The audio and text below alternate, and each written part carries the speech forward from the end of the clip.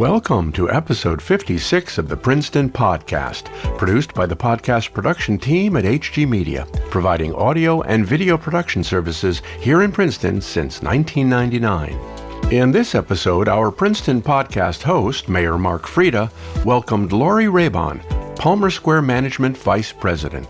Mark and Lori discussed the Nassau Inn's recognition as an historic hotel of America, highlighting its preservation of traditional architecture and its significant history dating back to 1756.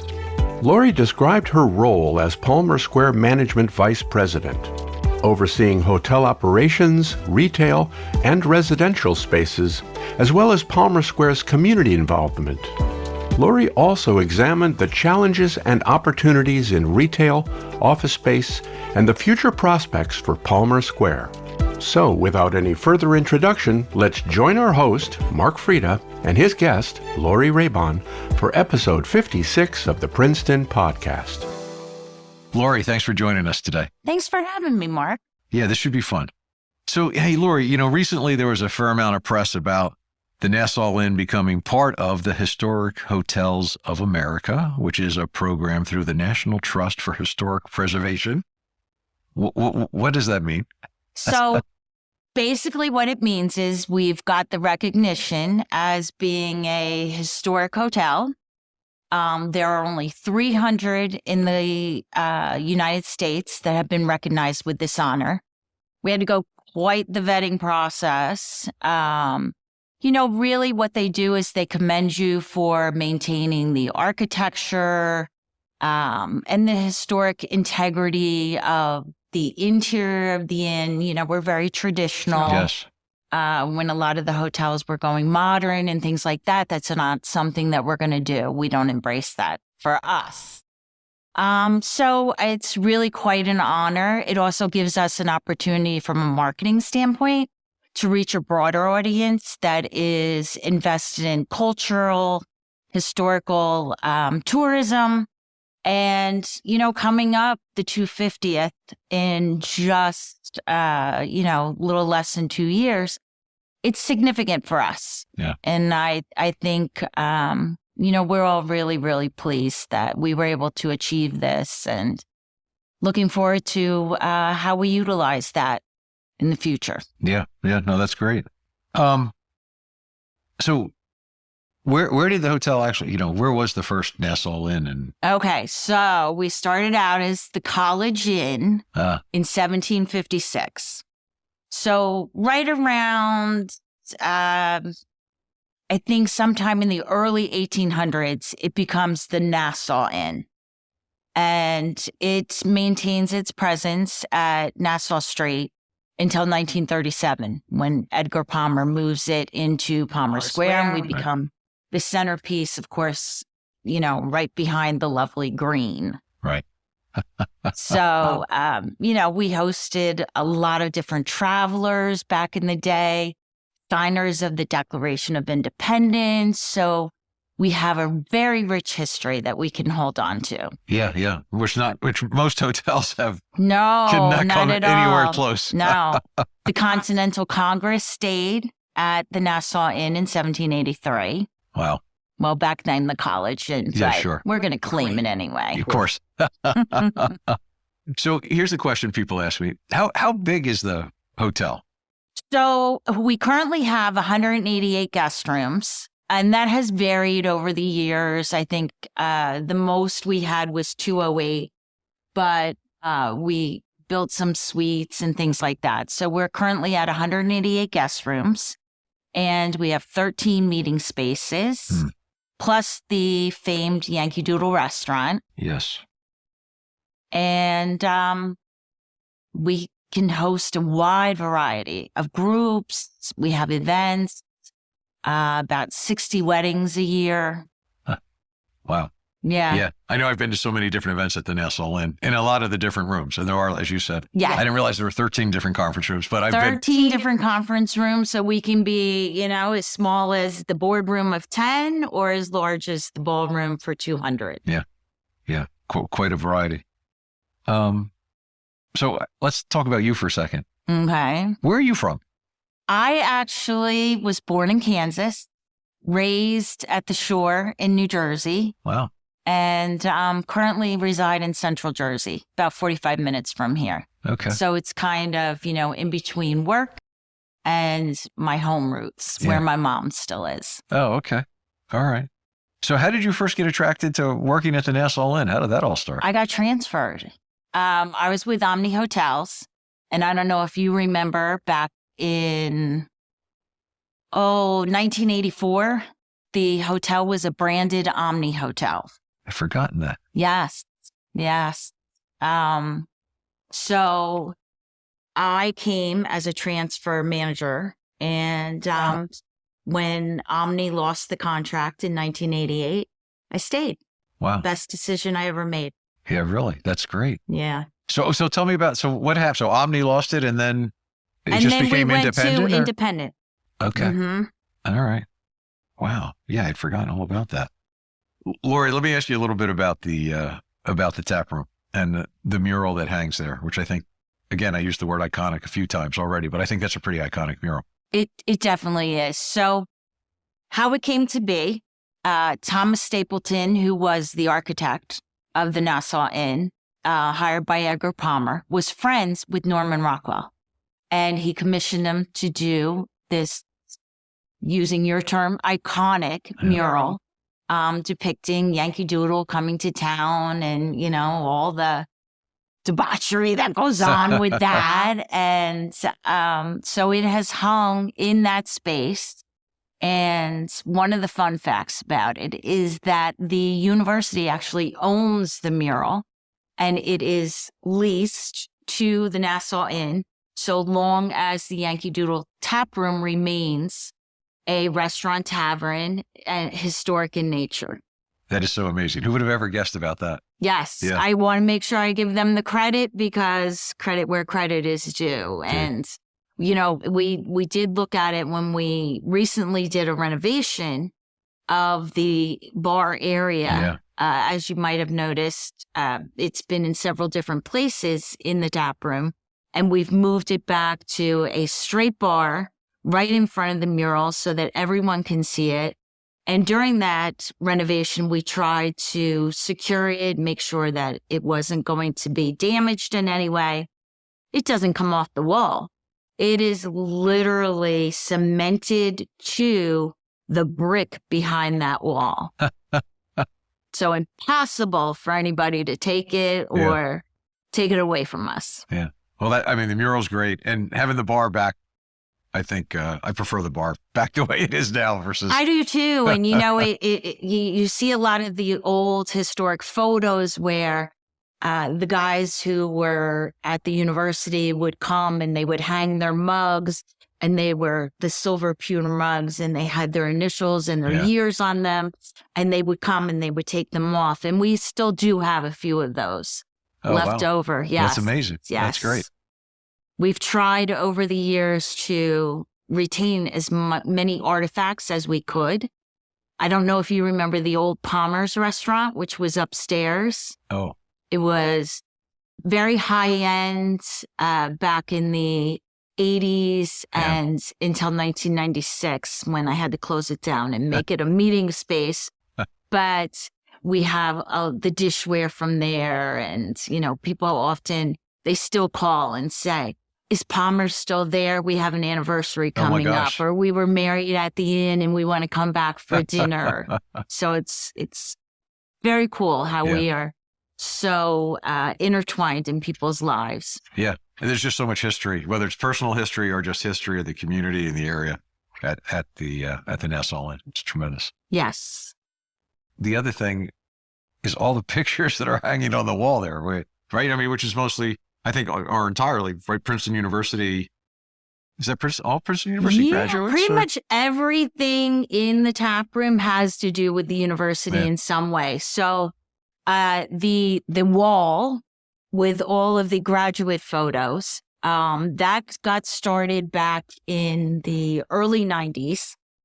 And we try every few years to determine, who should go up on the wall. And a lot of times it has to do with who stayed with us, the significance that they've played, in some manner, whether it be through governance or authorship, things like that. It's a very difficult process. We have people that write to us all the time with their suggestions, and I wish I had the wall space. Yeah. There's lots and lots of magnificent people that have graduated from the university, and it's impossible for us to really be able to showcase all of them, but we try. We also have a lot of the team photos up. Yes. And what's cool about that is people will donate to us. So if a loved one has passed and they either were coaching or on a team at the university, and they donate things to us. Most recently, we had someone who was a part of baseball, and they donated a lot of different pieces, and we've hung them up in the tap room. Wow. We've also gotten some signs back. Recently, a church was doing a rummage sale, and somebody gave to them an old Nassau Inn sign. Huh. So they called us and they said, would you be interested? I said, how much?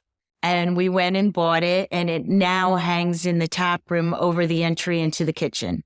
And then, of course, you probably know the story of the sign that hangs at the front at the main entrance.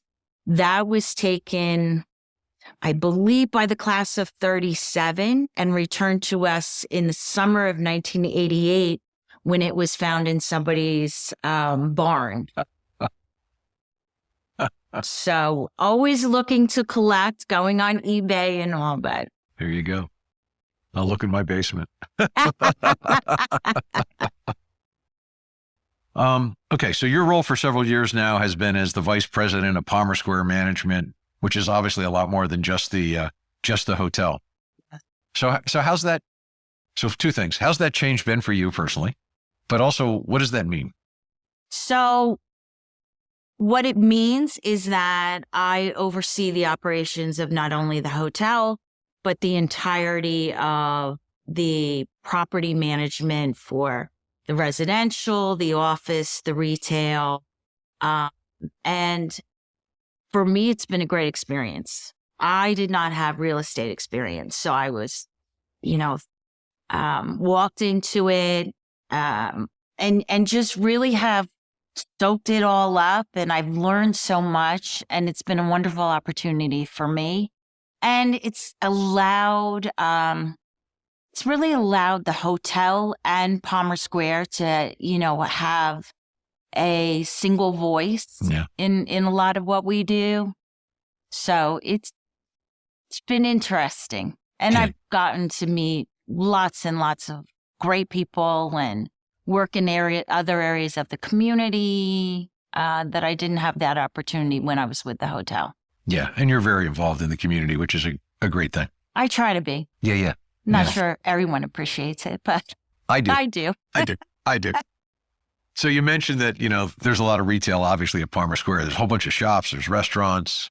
Can you kind of elaborate a little bit on, how does all that happen? How do you, we try to really be careful not to oversaturate the offerings at the square with one particular type of apparel or type of restaurant, so that we have unique offerings. And as well, we're really careful to make sure that we've got a good blend of national, regional, and some, homegrown community mom and pop type stores. And I think we do that quite well. And, oftentimes people will say, I see this vacancy. It's been vacant for so long. A lot of it is purposeful. We don't want to have too much of the same. Right.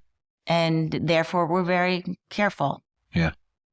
Yeah, I think some of the most iconic pictures, I think, of Princeton involve Palmer Square, the front of the Nassau Inn, or just seeing the crowds of people around and about on Palmer Square. You know what? We really embrace the fact that we're the center of the downtown and part of the community. And I think, going back to why didn't Omni work out at the hotel, I think a lot of it has to do with embracing that sense of community and really being a part of it. And that's tough to do when a lot of people are transitory. Right. Of course. Yeah. It's a whole different perspective. Exactly. Yeah. So you don't know what you don't know. So I may not live in Princeton, but this is also my second home. Yes. Yeah. Yeah. Well, it's obvious you're very aware of what's going on in town. Actually, how large is Palmer Square? Do you have like a square footage or acres or? So we have always said that Palmer Square is about 9 square blocks. I happened to look this up on Wikipedia, and Wikipedia tells me it's 10 acres. Oh. So I'm not sure how big an acre is. To me, it doesn't seem like it's 10 acres. When I think 10 acres, I'm thinking farmland and things like that. Yeah. But, you know, I would say about 9 square blocks. Yeah. Yeah. That's a pretty good area. There are many activities that Palmer Square hosts to help attract people to Princeton. Do you want to tell us what some of the more popular ones are? Well, I think the most popular is the tree lighting. Yeah. So we have the tree lighting night after Thanksgiving. You know, we've had crowds up to 6,000 people. So I think what we try to do is blend what we do that's community-based and what we do that is meant to serve as an attractor to pull in outside people and introduce them to Princeton, the downtown, and obviously Palmer Square. So the tree lighting, movie nights, working with the library on hosting different events. We'll do some things with Jazam toys that are more community-based. And then we have our Music Fest series. Yeah. We just finished that up in October. So every Sunday we had a different band out there. That seems to be a pretty popular event. It was very popular, very, very popular. And you know, what we try to do is look at it every single year and freshen it up. Not sure what 2025 will look like. We also had been offering the skating ring the last few years since COVID. Yeah. And we won't be doing that this year. We're going to have a little Santa's Village set up. Oh, really? Where the skating rink was, yes. Okay. Offering some food and beverage out of the skate shack and having an area where photo ops and different things like that can be taken. Yeah. Yeah, and the Halloween parade started on the square. Yes. That drew a lot of people also. I was amazed. Oh, always. Yeah. Always, yeah. Yeah. And those are the things, they're really fun. You know, we see the people that are constantly out and, you know, they're visiting the restaurants or they're just playing with their dogs or the kids out in the park on the green, which obviously the town owns. Yeah. But it's a lot of fun for us. Yeah. And the other thing I got to notice, and I don't know if everybody realizes this, but all the plantings, the decorations that go on the square are all from you guys. Yes. It's not, I mean, the town's not doing it. There's no other group doing it, but you guys put a lot of time and effort. We have our 9 square blocks and we take care of all that. And of course, we do it in conjunction with the town. You know, we're in constant communication with Deanna and Jim from the engineering department, looking at different things that might need to get done, tree plantings and things like that. So we're not operating completely alone, but we do take care of all the Christmas decorations, and we're quite proud of that. Yeah. Well, you they're guys should get working credit. on the tree this week, so the lights are all going up, and of course we'll have the menorah lighting with December 18th, I believe. We're going to have that. Good to know. Yes. It might be on my calendar, but just in case it isn't, I'm writing it down now. And I would love it. You know, it's been a lot of years since the mayor joined us for the tree lighting, but I'd love it if you would come and join me. Okay. I'm there every year. Well, you should come up on stage and join me. I walk the crowd. Hey, everybody. Well, come up on stage. I'm coming up on stage. Okay. There you go. Terrific. That way people want to We start at 5 o'clock, so. 5 o'clock, not a problem. Okay, great. What could be better? I can't think of a better place to be. And you can say whatever you want to the crowd. That's dangerous. Okay. So, Lori, what do you think are some of the challenges for retail in Princeton?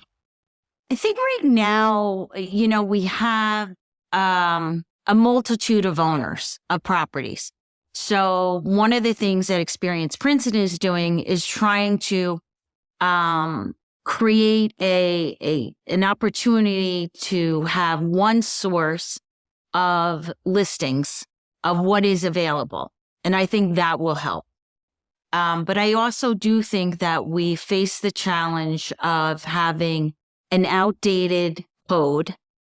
And we are currently working on that through town staff, consultants that have been hired by Experience Princeton through the economic development team, which I'm a part of, and really looking at how has retail changed. We use this term experiential, and it's really started pre-COVID when e-commerce was very hot and brick and mortar retail was going through a bit of a crisis. Yes.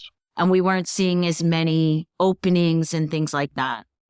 And it's really about creating a wonderful experience when someone comes into a store and making it more attractive. But it also is about different ways of showcasing retail. So it might be more visual. It could be things like location specific and where code would not allow it to go into that space. And then it's also looking at restrictions that are currently imposed because the code is from the 1970s. And things were very different back then. Yes. So we've got a lot of work to do. Town staff has been absolutely terrific in working with us. And we hope to be able to present something to council the first half of 2025. And I think once that has been sorted out and we get the leasing plan through Experience Princeton, as well as the broader broker community, I think that we'll see it become easier to secure tenancy for some of these one-off property owners that we see vacancy out on Nassau Street or Witherspoon and that type of thing. No, that's great. And I think it's a good thing. So just for people listening, in case you don't know what Experience Princeton is, Experience Princeton is the name of our special improvement district, which is a nonprofit that was set up and whose purpose is to help the business community. And it's a great partnership, I think, between the town and Experience Princeton, working on allowable uses, also looking at the signage ordinances, right? Which are, again, a lot of these things, like you said, from the 70s, some parts are from the 1960s. I mean, yeah, so the more we work together to update these things, because... Absolutely. And wayfinding. Wayfinding is another thing, too. Having, parking advertised with the same color sign at each spot. And you see this in a lot of towns that have done revisions to their wayfinding and their signage policies. It's important. And I think it's a clear, concise message to not only the visitors, but the residents, the employees. We've got, I think there was a survey done as part of the master plan. 26,000 employees come into Princeton on a daily basis. Which is just amazing. It truly is. Yeah. And granted, a lot of them are at the university and they do a terrific job with their wayfinding and how they're transporting from garages to buildings and the walkability of the campus and all. But as we grow, we have to think about all these things. Yes. Yeah. I mean, big picture thinking is obviously important. It's nice to dwell on what's happening in this little thing or this little thing today, but unless you step back and look at things from high above, not a good deal. And it does take a lot of different voices to be able to think about the various ways that we can handle those challenges in the future. Yeah, we should all be willing to listen to each other. We all have our different strengths and experiences. So, okay. So here's another one. Talk about challenges. What about office space? How's that going? Because you guys have office space. We do. We've got office space that is almost 100% rented, which is great for us. As you know, Amicus Therapeutics recently came in and made their headquarters with us. Noom has recently made their headquarters with us. We've got a lot of AI and interest from other groups. Excuse me. And, right now for us, we don't have a lot of availability, which is terrific for Palmer Square. Yeah. And, but I think it speaks to the broader office availability in town. I don't think that there's as much of that vacancy as there is on the retail side. Right. Interesting. Earlier you were talking about how the Nassau Inn has stayed traditional. And I think every time I walk through the red door coming in off of the green and you go in and there's the leather couches and chairs, the nice seating areas. I mean, to me, it's a very welcoming spot for anybody just to walk in, sit down. The fireplace is there in the winter. I mean. Exactly. And fun fact, the red door was not always red. Ah, okay. The red door was actually white. So if you go back through the historic photos, when the horses would come up and they had the tie-up, the door is white. Huh. Actually, the door didn't get changed, I don't think, until sometime in the 70s. Okay. Probably about the same time as they started letting women into the Yankee Doodle tap room. Oh, my God. Yes. Yes.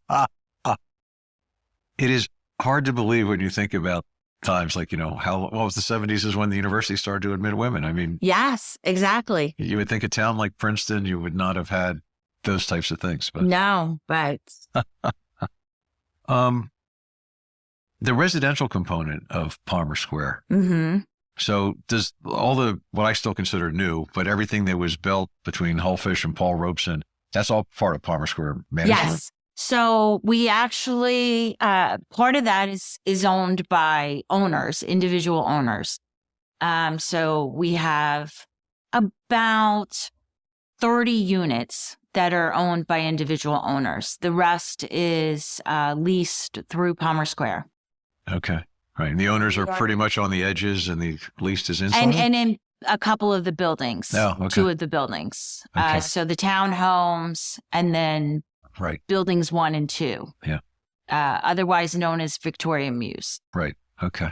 And then the rest is leased through Palmer Square. Yeah. And what a change that is. Because I mean, I've been here long enough, so I remember when the Playhouse Theater and some of the other shops in the large parking lot were there. When I first got here, I parked there because it was a gravel lot.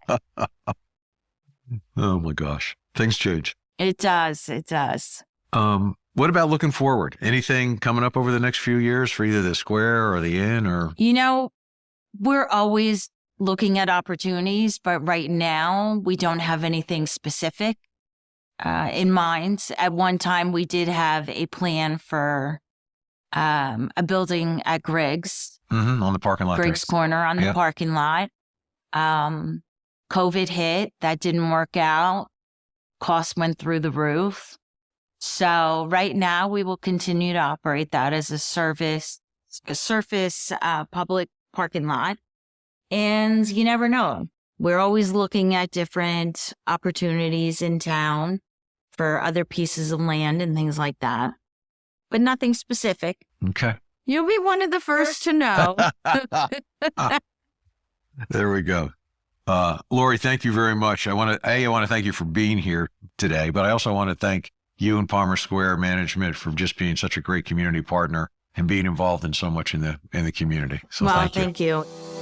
Thank you for joining us for the 56th episode of the Princeton Podcast, produced by the podcast production team at HG Media, providing audio and video production services here in Princeton since 1999. If you enjoyed this episode of the Princeton Podcast, please share it with your friends.